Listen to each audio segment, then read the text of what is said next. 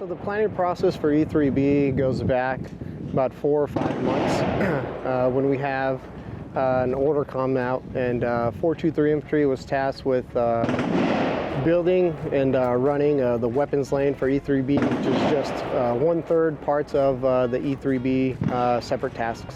Roughly about 100 to 150 people per lane are your backside support and your graders, just depending on your lane's ability for throughput. For instance, I have a total of 100 with 33 graders and X amount to fill in as backside support to run logistics, run weapons, clean weapons, fix them, such things like that. So far, we're doing pretty well, actually. Everybody's been out here training pretty hard. Generally, you're gonna get like a 15% total pass rate. So right now, we're probably sitting higher than that at around 20, 25. That's gonna get shortened down over the next couple days, but we're sitting good right now. Everybody's been training hard. We're now on the second day of testing. We took themselves seriously, took this seriously during the train up. It definitely pays off during test week. It is interesting though, because at a first glance, you see it in someone whether or not they're ready to take on a lane or a task.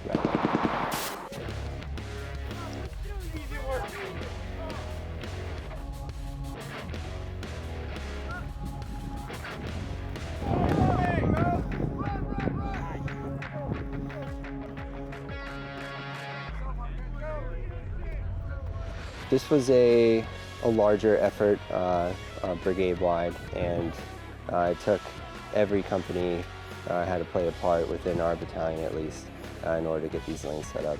So 30 station NCOICs are individually responsible for building their own stations. For every individual station that is out here, whether it's patrol lanes or weapons or medical, those guys are tasked to build their station from ground up. Yes, so we had a tremendous amount of backside support that we had to task out for those not necessarily competing for their ESB or EIB.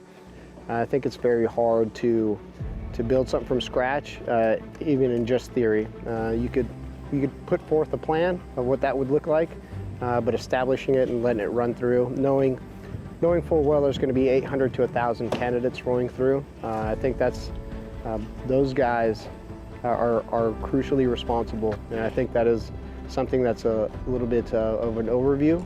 It's an amazing task, and at the end of the day, these guys push it through and create wonderful stations for close to 1,000 candidates to run through.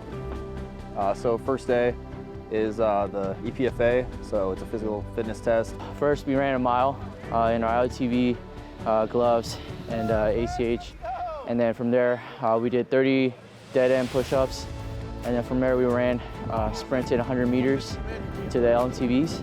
And then we carried 16 sandbags to the LMTV. Once we completed that, we carried 40-pound water cans, about 50 meters. And then from there, we high crawled another 25 meters. And then from there, we did 3 to 5 second rush for 25 meters, and then completed it off with another mile. Well, if you're competing for your EIB, you have to finish the test in 27 minutes, 30 seconds. And if you're competing for ESB, it's half an hour flat. It's pretty taxing, but I'd say majority of people have it down. After they're completed with the PT test, if they're a go, they'll end up getting on a bus, and then they'll go complete their land nav portion for the day. And then they'll do night land nav, and if they make it through that, then they'll start their actual testing lanes starting tomorrow. The course today for what we usually train on is a pretty difficult course given the map's age, but it's honestly a good course. I believe that we're working with 4.5 grid squares of area, so about 2K by 2K. The most difficult thing about the land nav course is just the terrain and the time limit. I know when I went through EIB, the time limit really got to me. I utilized every second that I could.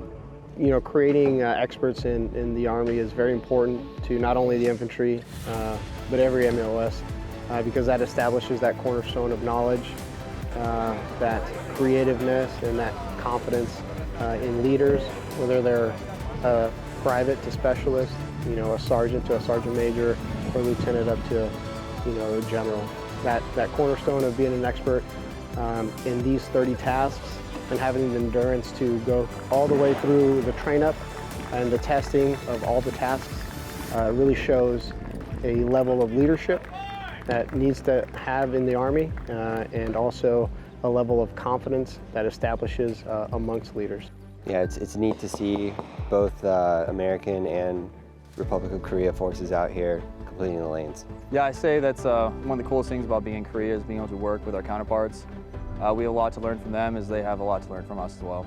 저번 주부터 트레인업을 시작했고 이번 주부터는 평가를 시작하고 있고 지금 메디컬 레인을 클리어하고 지금 페트롤 라인에서 레인지 카드 작성 후 지금 화생방 상황을 준비하고 있습니다. 짧은 2주 기간 동안 많은 걸 배우고 이제 미군들과 같이 뒹굴면서 열심히 했던 게 너무 기억에 남고 방금 20km 행군 끝내고 들어왔습니다. 가장 힘들었던 거는 원랩 돌자마자 이제 다리 근육 경련이 일어나가지고 마지막 한 바퀴 도는 게 제일 힘들었습니다.